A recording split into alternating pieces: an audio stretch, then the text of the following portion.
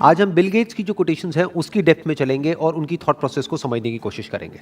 In fact he is not just one of the richest person in the world, he is also one of the biggest philanthropist in the world.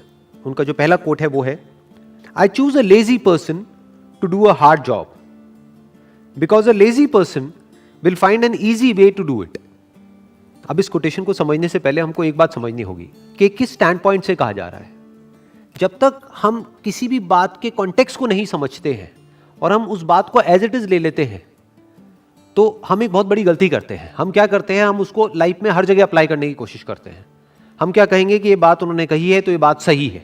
ये बात सही नहीं है, ये एक particular stand point से सही है. ये बेसिकली कंप्यूटर सॉफ्टवेयर के पॉइंट ऑफ व्यू से कह रहे हैं, तो उस स्टैंड पॉइंट से ये बात बिल्कुल सही है. लेकिन अगर इस बात को किसी और फील्ड में अप्लाई किया जाएगा तो ये बात गलत है. फॉर एग्जाम्पल, कोई चार्टर्ड अकाउंटेंट है और उसको ऑडिट करना है किसी कंपनी में जा करके, तो उस ऑडिट को करने की कुछ गाइडलाइंस है जिसको फॉलो करना है. उसके अकॉर्डिंग एक ऑडिट की रिपोर्ट बनानी है. लेकिन अगर वो आदमी आलसी हुआ तो वो ढंग से ऑडिट ही नहीं करेगा, तो जो फाइनेंशियल्स में गलतियां हैं उसको वो पकड़ ही नहीं पाएगा. तो ये जो बात कही जा रही है, ये कही जा रही है कंप्यूटर सॉफ्टवेयर के पॉइंट ऑफ व्यू से. फॉर एग्जाम्पल, एक तरह की एक सर्च क्वेरी है जिसके ऊपर काम किया जा रहा है. तो सर्च क्वेरी को एग्जीक्यूट करने के लिए, अगर वो एक कॉम्प्लिकेटेड सर्च क्वेरी है, तो हो सकता है कोई बंदा है उसने 1000 लाइन का कोड लिखा है. लेकिन अगर कोई आलसी आदमी होगा तो वो क्या कहेगा कि यार क्या 1000 लाइन का कोड लिखना, उसी को वो हो सकता है 10 लाइन में लिख दे. तो जितना शॉर्ट कोड होता है, जितना सिंपल होता है, उतना बेटर होता है. तो सॉफ्टवेयर के पॉइंट ऑफ व्यू से ये बात बिल्कुल सही है. आईटी फील्ड के पॉइंट ऑफ व्यू से ये बात बिल्कुल सही है. वो पर्सन क्या करेगा, वो एक शॉर्टकट निकाल लेगा उसी क्वेरी को एग्जीक्यूट करने के लिए. यानी वो कॉम्प्लिकेटेड से कॉम्प्लिकेटेड काम को भी आसान बना देगा. शॉर्ट में कोडिंग करके काम खत्म कर देगा. कोडिंग क्या है? एक लैंग्वेज है, कंप्यूटर की लैंग्वेज है, जैसे हम लोगों की अपनी एक लैंग्वेज होती है. तो जो आदमी आलसी नहीं होगा वो क्या करेगा, वो बहुत सारे वर्ड्स का यूज करेगा अपनी बात को कन्वे करने के लिए. वो एक बात जो शॉर्ट में कही जा सकती है, मानो 4 लाइन में कही जा सकती है, उसके लिए वो 400 लाइन यूज करेगा. वो कई घंटे लगा देगा उस बात को कहने में. लेकिन जो बंदा आलसी होगा वो एक लाइन कहेगा, लेकिन उस एक लाइन में वो पूरी की पूरी बात सम अप हो जाएगी. बिल्कुल इसी तरह से कंप्यूटर की जो लैंग्वेज है, जिसको सॉफ्टवेयर बोलते हैं, जिसको कोडिंग बोलते हैं, उसमें ये बात 100% ठीक है. उसमें बात बिल्कुल परफेक्टली फिट होती है. तो कुछ फील्ड्स में ये बात फिट होती है, कुछ में नहीं होती है. इनफैक्ट दुनिया की हर बात ऐसी ही होती है. तो यहां से सिर्फ हमको ये नहीं सीखना है कि ये क्या कह रहे हैं, एक और बात सीखनी है कि हर बात हर जगह पे फिट नहीं होती है. चाहे वो किसी भी पर्सन ने कही हो, चाहे वो पर्सन किसी भी लेवल पे हो. हर बात का पहले स्टैंड पॉइंट समझना होता है, फिर देखना होता है कि वो बात किस एंगल से कही जा रही है, फिर उसको समझना होता है. Next quote is, if you are born poor it's not your mistake, but if you die poor it's your mistake. हम कहां पर पैदा होते हैं वो तो हमारे हाथ में है ही नहीं. जब हमारे हाथ में नहीं है तो इसमें हमारी कोई गलती भी नहीं है. But if you die poor it's your mistake, कि अगर हम गरीब मरते हैं तो वो हमारी गलती है. गलती क्या है इसके अंदर, आराम से समझते हैं, थोड़ा सा डीपली समझने की कोशिश करते हैं कि इट्स योर मिस्टेक, बट इसमें गलती क्या है. हो सकता है वो एक गरीब घर में पैदा हुआ और पूरी जिंदगी उसने बहुत मेहनत करी, लेकिन उसके बाद भी एंड तक वो गरीब ही रहा. तो इसमें उसने गलती क्या करी? उसने तो बहुत मेहनत करी, बहुत हार्डवर्क किया, उसने कोशिश करी, फिर भी वो गरीब ही रहा. तो इसमें गलती क्या थी? उसने सीखने की कोशिश नहीं करी उन लोगों से जो ऑलरेडी अमीर थे या अमीर है, कि अमीर कैसे होते हैं. बस ये गलती करी और कोई गलती नहीं करी. इंसान के पास में एक पावर है जो जानवरों के पास में नहीं है. वो पावर क्या है? The power of thought, the power of thinking, the power of learning. कि इंसान सीख सकता है. किससे सीख सकता है? दूसरों से सीख सकता है. दूसरों की गलतियों से भी सीख सकता है और दूसरों ने जो सही किया उससे भी सीख सकता है. तो अगर इंसान ये ही ना करे, वो सिर्फ इतना सा ना करे, यानी कि वो सीखे नहीं और खुद ही पूरी जिंदगी सिर्फ मेहनत करता रहे, ये उसकी गलती है. क्योंकि किसी भी काम को करने के 2 तरीके होते हैं. एक ये कि आप खुद गलतियां करो और उससे सीखो, जिसको आप हार्डवर्क कह सकते हो. दूसरा कि दूसरे जो गलतियां कर चुके हैं उससे आप पहले ही सीख जाओ और वो गलतियां ना करो, और जो उन्होंने सही किया वो करो. तो इसको स्मार्ट वर्क कहते हैं. अब क्यों नहीं सीखते हैं लोग? कभी सोचा है, कभी समझने की कोशिश करी है? लोग ये क्यों नहीं सीखते कि अमीर कैसे होते हैं? नंबर 1, कहीं पर भी ये सिखाया नहीं जाता है. अगर कोई गरीब घर में पैदा हुआ है तो उसको यह नहीं सिखाया जाएगा कि अमीर कैसे होते हैं, उसको यह सिखाया जाएगा कि गरीबी में जीते कैसे हैं, गरीबी में एडजस्ट कैसे करते हैं, गरीबी में गुजारा कैसे करते हैं। और उसको जितने भी डायलॉग सुनने को मिलेंगे सुबह से रात तक, वो सारे ऐसे ही होंगे जो इसी बात को और पक्का करते चले जाएंगे और रीइंफोर्स करते चले जाएंगे कि जितनी चादर है उतने ही पैर फैलाओ। मतलब क्या कि अगर आप गरीब हो तो गरीबी में ही गुजारा करना सीखो, अपनी चादर को बड़ा मत करो, हवा में मत उड़ो, अपने पैर हमेशा जमीन पर रखो, बड़े बड़े सपने मत देखो। कोई भी आदमी अमीर या गरीब बाद में होता है बाहर की दुनिया में, पहले वो अंदर अमीर या गरीब होता है। इनफैक्ट किसी का भी आप एग्जाम्पल उठा करके देख लो जो बिल्कुल ही एक नीचे के लेवल से उठ करके पता नहीं कहां किस लेवल पे गया है। फॉर एग्जाम्पल धीरूभाई अंबानी, उनकी अगर आप स्टार्टिंग देखोगे तो बहुत ही एक छोटे लेवल से उन्होंने अपने करियर की शुरुआत करी थी, लेकिन उसको पता नहीं कहां का कहां ले गए। वो बाद में अमीर हुए, लेकिन पहले ही अपनी सोच के लेवल पे वो अमीर थे। यानी पहले वो सोच के लेवल पर अमीर हुए, बाद में बाहर अमीर हुए। ऐसा ही सबके साथ होता है, पहले हम अंदर से अमीर होते हैं, बाद में बाहर अमीर होते हैं। अब अंदर से अमीर कैसे होते हैं और अंदर से गरीब कैसे होते हैं? अगर अंदर ऐसे थॉट्स हमारे माइंड में जाएंगे जिसको हम एक्सेप्ट कर लेंगे, जो थॉट्स हमको आगे नहीं बढ़ने देते हैं, तो वो हमको गरीबी की तरफ ले जाएंगे। और कुछ ऐसे थॉट्स होते हैं जहां से आपका दिमाग खुलता है और आप कहते हो कि अच्छा ये पॉसिबल है कि ये आदमी मेरे से भी एक नीचे वाले लेवल से उठ करके इस लेवल पे पहुंच गया, इसका मतलब इसके लिए पॉसिबल है तो मेरे लिए भी पॉसिबल है। तो ये थॉट्स आपको अमीरी की तरफ ले जाते हैं at the level of your thought. अब पहले आदमी यहां अमीर होता है, बाद में बाहर अमीर होता है, बिल्कुल इसी तरह से जैसे पहले यहां गरीब होता है, बाद में बाहर गरीब होता है। तो ये गलती करी उस इंसान ने, उसको सीखना चाहिए था, उसको कुछ बुक्स पढ़नी चाहिए थी। फॉर एग्जाम्पल एक बुक है think and grow rich by Napoleon Hill. ये बुक कैसे लिखी गई थी? आज से बहुत साल पहले लिखी गई थी। जो ऑथर है वो गए और जा करके मिले ऐसे बहुत सारे लोगों से जिन्होंने कुछ एक्स्ट्राऑर्डिनरी लाइफ में अचीव किया है, और उन सबके अंदर कुछ कॉमन ट्रेट्स को नोटिस किया, कुछ ऐसी बातें नोट करी जो हर उस इंसान में थी जो गरीब से अमीर हुआ, और वो सब जो सीखा उसको उस बुक में उतार दिया।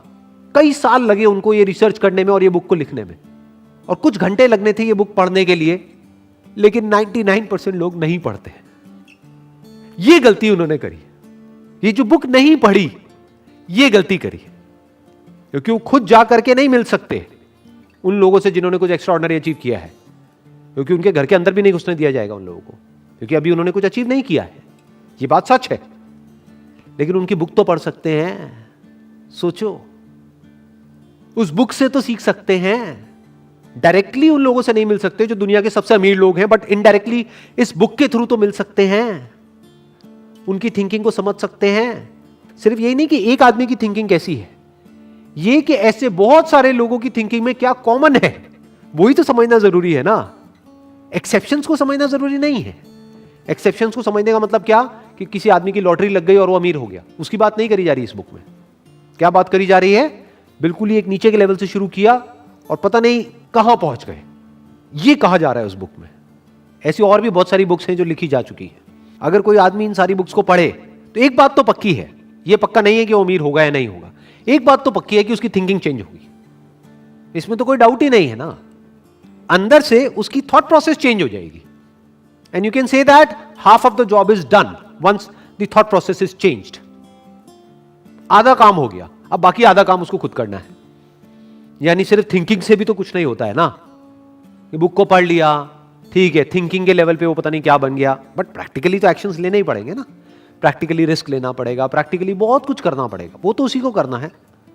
बट दोनों का अपना रोल है, बिना एक के दूसरा नहीं हो सकता। नॉलेज तभी काम की है जब उसको एक्शन में लाया जाए। तो सीखा तो सही, लेकिन उसको प्रैक्टिकली लाइफ में अप्लाई नहीं किया, ये दूसरी गलती। तीसरी गलती, अप्लाई भी किया, यानी जो सीखा उसको प्रैक्टिकली अप्लाई भी किया, लेकिन जब अप्लाई किया तो नहीं सीखा कि अप्लाई कैसे करते हैं। दो चीजें सीखनी पड़ेंगी। एक, थिंकिंग के लेवल पे पहले आपको अमीर होना होगा, यानी पॉसिबिलिटीज को देखना होगा।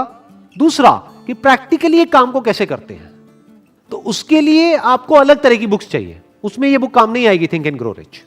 ये बुक कहां पर काम आएगी? आपकी थिंकिंग को एक्सपैंड करने के लिए, कि अभी जो आपकी थिंकिंग में ये बैठा हुआ है बचपन से, जैसे एनवायरनमेंट में आप बड़े हुए हो, कि मैं कुछ नहीं कर सकता, कि आपकी थिंकिंग में ये आने लग जाएगा कि नहीं, जब इतने लोग कर सकते हैं तो मैं भी कर सकता हूं। आपके अंदर से ये आने लग जाएगा, जो बहुत इंपॉर्टेंट है। लेकिन इसका मतलब ये नहीं है कि आप कुछ भी कर सकते हो। जो करना है वो सीखना तो पड़ेगा ना। तो अब अगर प्रैक्टिकली आपको कोई काम करना है तो उसके लिए अलग तरह की बुक्स हैं। जैसे थिंक एंड ग्रो रिच आपको मार्केटिंग नहीं सिखाएगी कि मार्केटिंग कैसे करते हैं। अरे तो मार्केटिंग तो सीखो। मार्केटिंग के लिए एक अलग बुक है, that is marketing management by Philip Kotler for example. और ऐसी मार्केटिंग के ऊपर और बहुत सारी बुक्स हैं। तो मार्केटिंग को अलग से सीखना पड़ेगा कि अगर आपने एक एक्स्ट्रा ऑर्डिनरी प्रोडक्ट बना भी लिया या कोई बहुत अच्छी सर्विस आप दे भी रहे हो लेकिन किसी को पता ही नहीं है तो क्या होगा? कोई वो प्रोडक्ट नहीं लेगा, फिर आप कहोगे मेरा बिजनेस फेल हो गया। अरे तो मार्केटिंग तो सीखो। और लोगों को क्या लगता है कि अगर हमको मार्केटिंग सीखनी है तो हमको जाकर के एमबीए करना पड़ेगा मार्केटिंग में, तभी हम मार्केटिंग सीख सकते हैं। ऐसा कुछ नहीं है। बहुत सारी बुक्स हैं, वहां से हम खुद पढ़ करके सीख सकते हैं। कितना डीपली आप सीख सकते हो उसकी कोई लिमिट नहीं है। तो ये जो कोटेशन में कहा जा रहा है, इसमें 3 तरह की गलतियां हो गई। पहली गलती कि सीखना ही नहीं, दूसरी गलती कि सीखना लेकिन कभी भी एक्शन नहीं लेना, तीसरी गलती एक्शन तो लेना लेकिन वो एक्शन गलत डायरेक्शन में है, बिना सीखे एक्शन लेना, या जिस फील्ड में आप एक्शन ले रहे हो उस फील्ड को बारीकी से ना समझना, ये गलती हो गई। Next quote is, as we look ahead into the next century, leaders will be those who empower others. क्यों कहा जा रहा है ये? बिकॉज अब हम इंफॉर्मेशन एज में एंटर कर चुके हैं। Information age is all about empowering others in one way और द अदर। ध्यान से देख लो, जो भी मार्केट लीडर्स हैं आज की डेट में वर्ल्ड वाइड, वो क्या कर रहे हैं? वो दूसरों को एम्पावर कर रहे हैं। What is Google doing? Google is empowering you. हम जो चाहे, जब चाहे, जहां चाहे वहां पर वो सर्च कर सकते हैं। तो गूगल ने क्या किया? हमको एम्पावर कर दिया कि हम किसी भी इंफॉर्मेशन को कहीं भी बैठे बैठे कभी भी एक्सेस कर सकते हैं। ये मोबाइल फोन क्या कर रहा है, स्मार्टफोन क्या कर रहा है? हमको एम्पावर कर रहा है। सोशल मीडिया क्या कर रहा है? हमको एम्पावर कर रहा है कि हम ऑनलाइन सबसे कनेक्ट कर सकते हैं, पूरी दुनिया से कनेक्ट कर सकते हैं। सोशल मीडिया ने क्या किया है? हर एक के हाथ में पावर दे दी है। कोई भी अब बैठे बैठे कहीं से भी मोबाइल में कुछ भी रिकॉर्ड करके अपनी बात को कह सकता है पूरी दुनिया से। तो एक वे में क्या किया सोशल मीडिया ने? एम्पावर कर दिया हर इंडिविजुअल को, सिर्फ कुछ इंडिविजुअल्स को नहीं। आज से 100 साल पीछे अगर हम चले जाएं तो लीडर का मतलब क्या था? जिसके पास में पावर हो, और सिर्फ कुछ लोगों के हाथ में वो पावर थी, बाकी लोग पावरलेस थे। आज हर एक के हाथ में पावर है, हर एक के हाथ में मोबाइल फोन है, तो कोई भी अपनी बात कह सकता है।